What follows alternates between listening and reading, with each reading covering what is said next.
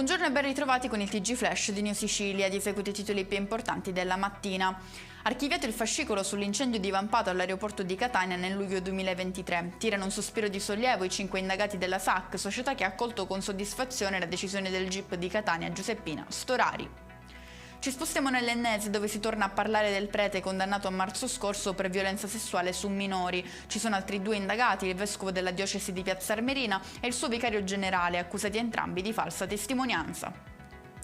Cade in prescrizione il caso dell'ex deputato Raffaele Pippo Nicotra, ex deputato regionale ma anche ex sindaco di Aci Catena. Avrebbe stretto un patto di scambio politico-mafioso con il clan catanese Santa Paola nel corso delle elezioni del 2008. Ufficiale l'accordo di programma tra lo Stato e la Regione siciliana, autorizzato dunque il finanziamento di 747,7 milioni di euro per i nuovi 3 ospedali a Palermo e la ristrutturazione del padiglione A all'ospedale Cervello. La Geo Barents, nave di ricerca e soccorso di Medici Senza Frontiere, lascia il Mediterraneo centrale. Il passo indietro è dovuto, spiega l'ONG, alle leggi assurde e insensate, dal decreto Piantedosi del gennaio 2023 al suo inasprimento del dicembre 2024. E con questo è tutto, prossimo appuntamento stasera alle 19:30. Grazie per averci seguito, buon proseguimento di giornata.